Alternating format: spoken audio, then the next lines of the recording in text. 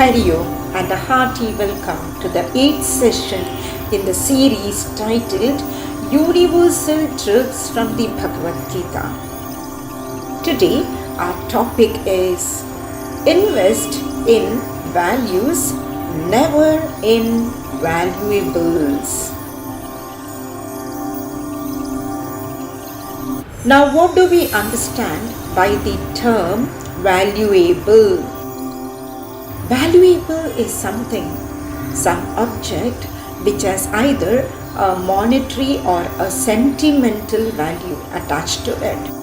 That which is treasured or cherished and held very close and dear.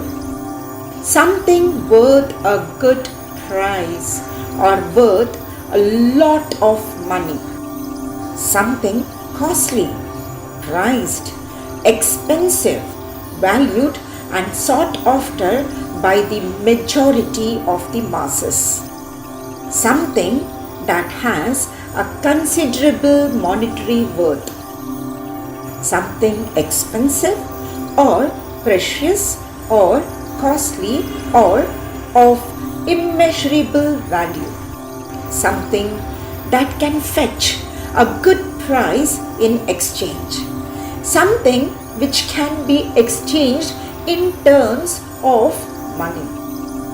Or something that have a significant monetary value attached to it. Something that can be beneficial, collectible, useful, and that is worthy of being treasured.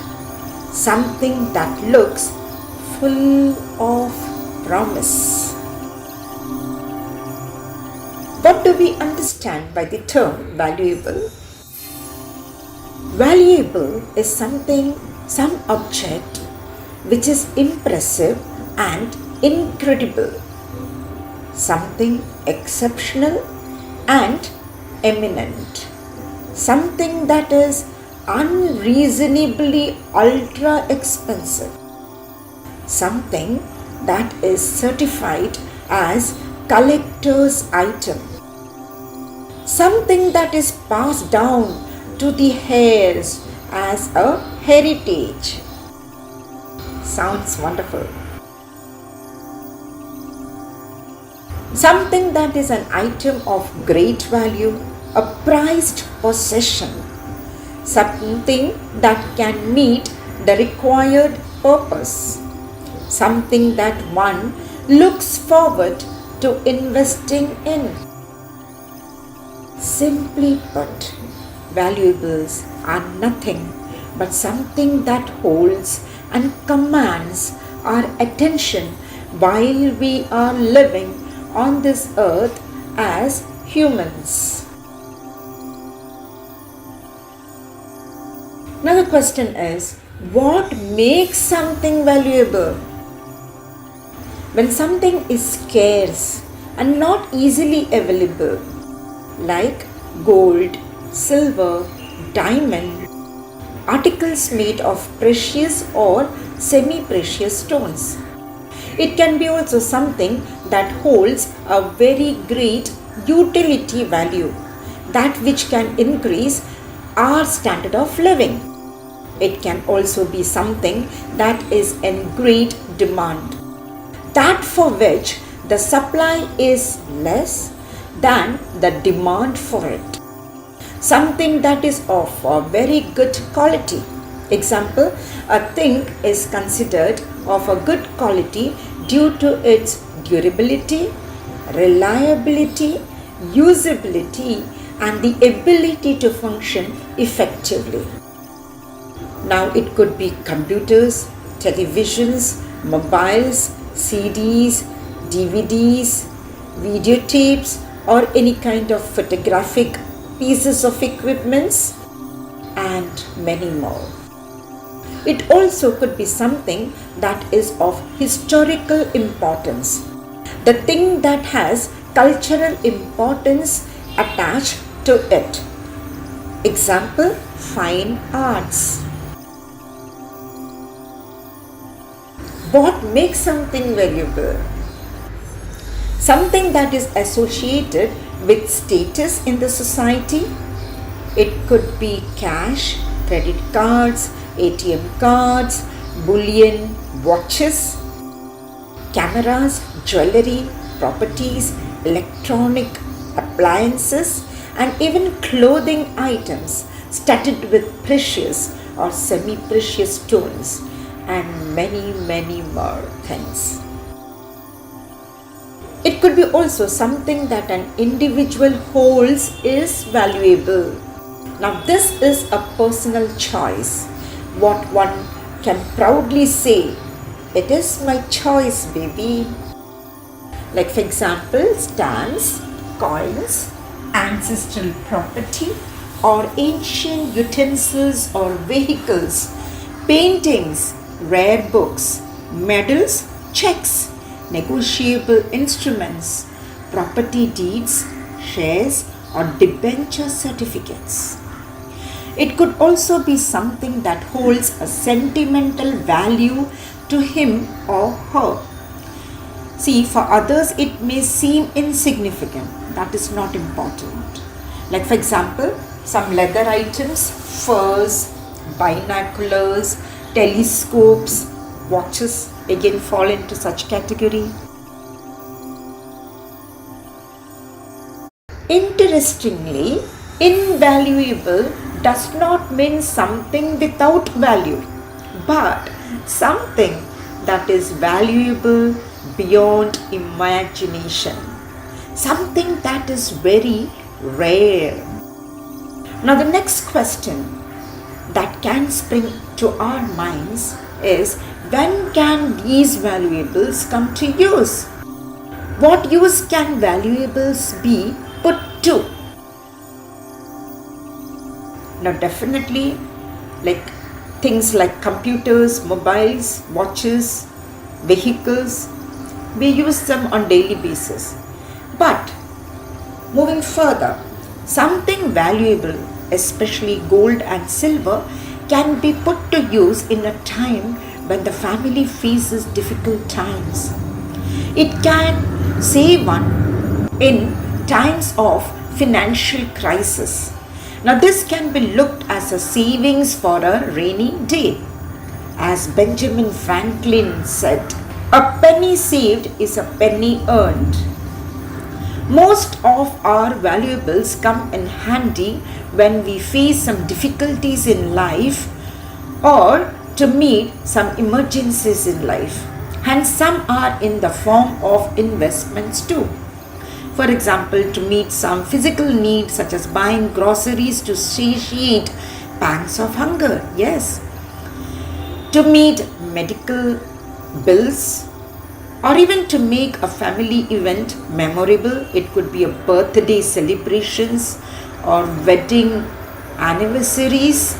Now, these valuables make our life better to be safe than sorry. Now, valuables come in handy to sail through life's ups and downs. Nothing more, nothing less. It cannot buy happiness for sure, happiness forever. Right? Now, let us try to understand what is meant by values. Now, values are those principles that guide human behavior, the do's and don'ts that control our behavior, the belief system that is instilled in us that help us decide what is wrong, what is right, the principles that help us live the way we live. When what we do matches the way we think and the principles embedded in our personality, then what happens is that there is a deep sense of satisfaction that makes us feel very good about ourselves. Most of us feel unhappy with ourselves when these values have been compromised. Give it a thought. Moving further, values are what makes life beautiful. Yes. So let us live a life to the fullest, living peacefully, with ourselves and all around us. Values are universal in nature. They are not limited or confined to a particular continent, a particular country, a particular nation, or a particular state, or a particular place, or a particular caste, creed, gender, or age. Life becomes so valuable when we put a conscious effort into living a life which is value-based. Values set a boundary to how we behave. Therefore, understanding values can help make life simpler, safer, and super. What do you think? Let us take a pause at this moment. Let us revisit our past.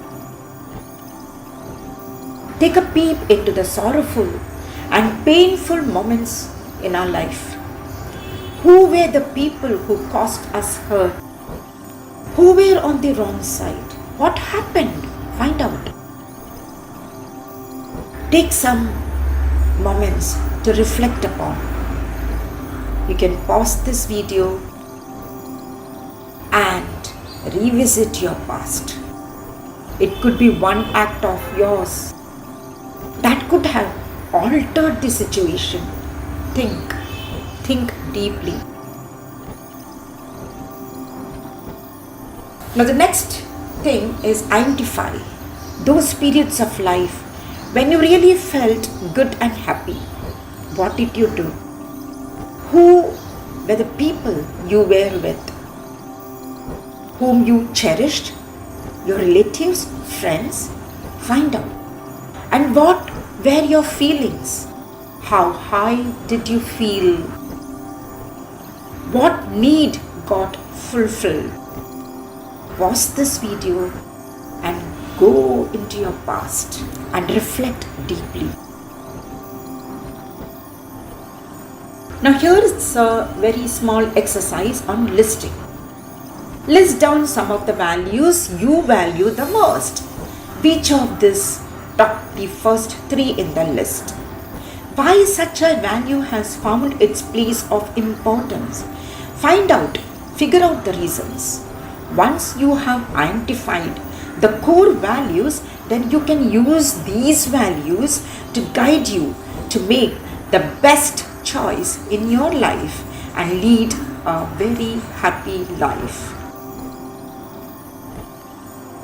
Right? Now we can also do a small analysis. Find out the situations where you felt irritated. Which value was not met or kept? By whom? Who was it? Was it defiled or disregarded by you or someone else? If it was you, what steps could you have taken to have altered the situation? Or what steps can you take now not to repeat this in the future? If it was someone else, can you forget and let it go? Find out. Now, coming to Bhagavad Gita, let us find out what Bhagwan Krishna has to say about values. Now this we can find in chapter 16, sloka number 5. Bhagwan says, Daivi sampad vimokshaya nibandhaya surimata Machuja sampadam daivi abhijatosi pandava. Bhagwan says, the transcendental qualities, the values which we are talking about, liberate, whereas the demonic qualities keep one in bondage. O son of Pandu, do not worry, because you are born with divine qualities. Now do not consider Bhagwan as speaking to some Arjuna on the battlefield. Place yourself in the shoes of Arjuna and take this Upadesha, instruction of Krishna, to be imbibed, right? Bhagwan also says in shloka number 11 of 13th chapter, what does he say? Etajnanamiti proktam ajnanam yadatonyatha.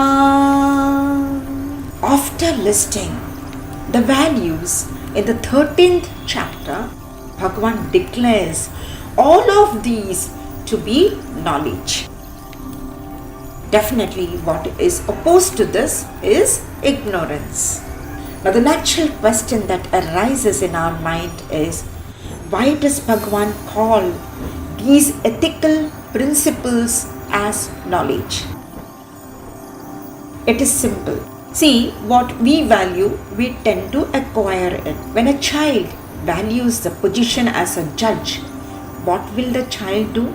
He or she will work towards acquiring a law degree.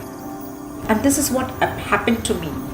But definitely, as you all know, I did not become a lawyer, nor an advocate, nor a judge. That story is different. That we'll reserve it for some time in the future date.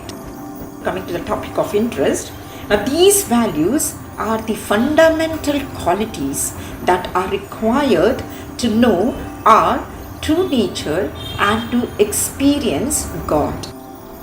When your goal and when my goal is self-realization, what will we do? We will start cultivating these values. Now when we live a life based on values, then alone it becomes our virtue. Now what we value, interestingly, we expect others also to value it. Supposing if I hate someone telling lies to me, it simply means that I value the quality of speaking the truth. Sounds wonderful, isn't it? True. It is the values that help gain the supreme knowledge. Now these values are the means to the supreme knowledge. Now what is supreme knowledge? The knowledge of oneness of the finite being with the infinite being. Now this can happen only when we stop identifying with the limited matter vestures. Now therefore Bhagavan calls these values knowledge. Incredible, isn't it? If only we were taught right from the childhood, life would have been a lot different. What do you think?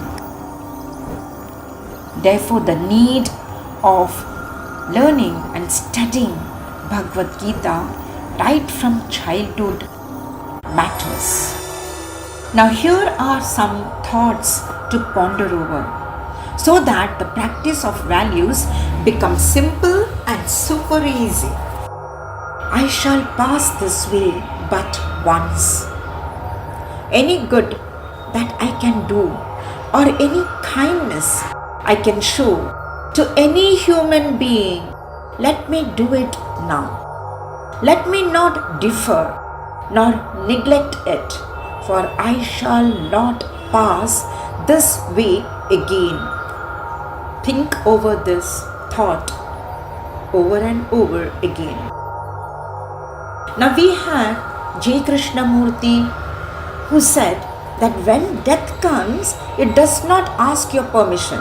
It comes and takes you. It destroys you on the spot. So each moment that we have is very precious. Let us use it wisely. Now here is a very beautiful story for us to contemplate upon how invaluable values are. See, what happened was once when Krishna was resting, Arjuna and Duryodhana approached him for help in the great war. Krishna told them that one can have my army and the other can have me. Now, On the battlefield, the army can be beneficial. How can Krishna, with a vow not to use a single weapon, be of any use? Thinking this way, Duryodhana chose the army because he used his mind. Arjuna got the Lord as he operated from the heart. He felt the connect of his heart to Bhagwan's heart. At that time, Arjuna was not aware of the powers of the Lord, the prowess of the Lord. He just considered him as his childhood friend. Now, what does this story symbolize? The Lord represents the values, isn't it? The army is nothing but the valuables. What would you choose? Or rather, what did you choose in this life? The Lord or the world? The next question that springs naturally in our mind is, what are the qualities, what are the values that can set us free? We all know from the deep core of our heart that we must only do good and only good. But when the values comes from Him, the Lord Himself, the supreme guiding light, life becomes simpler. So let us take a peep into Bhagavad Gita. So Bhagavad Gita talks about these values in different places. Chapter 12 from shlokas number 13 to 19, there are totally 35 values listed there. Then we have chapter 13, shloka number 8 to 11, we have 20 values. Chapter 16, shloka number 1 to 3, there are 26 values listed here. Right? So totaling to 81 values Bhagavad Gita itself gives us. Interesting, isn't it? Now, there is something called a magical flow. A magical flow from the finite to the infinite. Aham Brahma Asmi. This is a Mahavakya. You and I are finite. But how can I comprehend a life of infinity? Here is the flow. Cultivate values. Then what happens?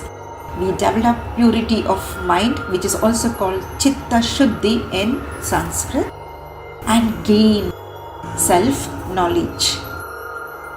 Isn't it a beautiful flow? It is magical indeed. So therefore, the secret road map is cultivate values and attain the supreme goal of our life, the most cherished goal. Beautiful, isn't it? Now the next question is, do we have to cultivate all 35 plus 20 plus 26, that is totaling 81 values? Then truly this life is not sufficient. But there is a good news. The good news is, work on any one value 100%. The rest will just naturally follow. Isn't it beautiful? Indeed, yes. So let us take up one value for our better understanding. So I am taking up the value of Amanitvam. This comes in Bhagavad Gita, sloka number 7, chapter 13. It also figures in sloka number 3 of chapter 16 as Na Ati Manita. Means what? Absence of overpride. Means what? Humility, right? See, opposite of humility is pride. Absence of pride is humility. Let us analyze. What are we generally proud of? Our looks, our wealth, our qualifications, our talents? So when we take a pause and think, we can surely overcome this negativity of having an air about ourselves or feeling proud, right? Looks. Looks pertain to the body, and the body is inert. This is what the scriptures tell us. The scriptures tell us, I am not the body, the what to be proud of. Okay, then we have wealth, property, possessions. Now see, you and I have acquired in this world, acquired this wealth, property, possessions, and whatever we have acquired, we have dropped them behind when you and I drop this body. Okay, I'm not proud of my wealth, I'm not proud of my looks, but definitely about my qualifications. Yes, qualifications are contributions of many in our life. Think, starting with our parents, teachers, professors, friends, and blessings of many of our near and dear ones. How can we be proud of our qualifications? Okay. What about talents? Talents are nothing but God's priceless gifts to the chosen few. If you have a talent for something, it means that you are the chosen few. Therefore, there is nothing that we can be proud of. How can we desire that we should be worshipped or praised by others because of our looks or wealth or property or possessions or the number of degrees that is attached to our nameplate or our position, power in the society because of these qualifications or because of the talents? Let us understand. Only God is worthy of worship. If we worship our elders or revered ones, it is worship of the Almighty alone, right? To understand this quality a little more, let us take the example of Isaac Newton, a physicist, a mathematician. Sir Isaac Newton got the aha moment when an apple fell on his head, and that is when he discovered the law of gravity. He revealed to the world that the earth has a force that pulls downward towards it rather than letting objects float. He also shared the law every action has an equal and opposite reaction. You know what? He wrote more about religion than he did about science. Now this is not that well known, but we come to know how deeply he was rooted to his values when we ponder over his last words. His last words depict characteristics of humility within him. What were these words? I don't know what I may seem to the world, but as to myself, I seem to have been only like a boy playing on the seashore and diverting myself now and then in finding a smoother pebble or a prettier shell than the ordinary, while the great ocean of truth lay all undiscovered before me. This tells us the remarkable quality of humility that is embedded in the personality of Isaac Newton. Wonderful, isn't it? Let us also look into the life of Moses. Moses, prophet for Christians and people of Islamic faith.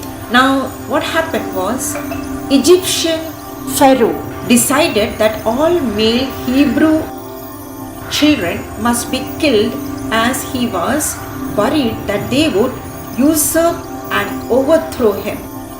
This was the time that Moses was born. So his mother, what she did was, she placed him in a basket and set him in the river Nile, trusting the power of God to protect the child. As the mother wished for the child, so it did happen. Now this child was rescued by Pharaoh's daughter who was bathing. Now she raised him as her son. He grew up in the palace. One day he killed an Egyptian who was thrashing a Hebrew slave. So he fled to another country. Then what happened? One day he saw a burning bush. Though it was burning, the bush was not burned. It was strange. It was then he heard the voice of God asking him to save the slaves in Egypt. Now Moses, thinking himself unfit for the job, refused. Can you understand this? But when God insisted that, he finally agreed and in due course accomplished the task of liberating the Israelites from slavery. It was to this Moses that God gave the 10 commandments, instructions on how to live. Now what do we understand by this? Moses was the chosen instrument of God. God chooses those whose heart is free of pride. The heart full of pride cannot be an instrument of God. Therefore, you and I must be instruments in the hands of God to do great deeds. Isn't it? What is the conclusion that can be drawn? With only good investment in valuables, no doubt, one can sail through life's difficult times easily. True. But what about the life hereafter? Spiritual evolution is not seen, only devolution. Therefore, invest never in valuables. With good investment in values, we can get both valuables and values. True. See, by putting in the right efforts in the right direction, we can not only sail through life's challenges and change the world around us for the better, but also pave a brighter path of spiritual evolution. This is exactly like the sales gimmick used by all the sellers today. Buy one, get two. But here we are immensely benefited. Benefit or benefits, isn't it? So invest in values, never in valuables. Lead a happy life ever, both materially and spiritually. I thank you all from the bottom of my heart for helping me reflect loud. Pranams to the Lord seated in everyone's heart. Om Tat Sat. Om Tat Sat. Om Tat Sat. Hari Om. Krishna Arpanamastu.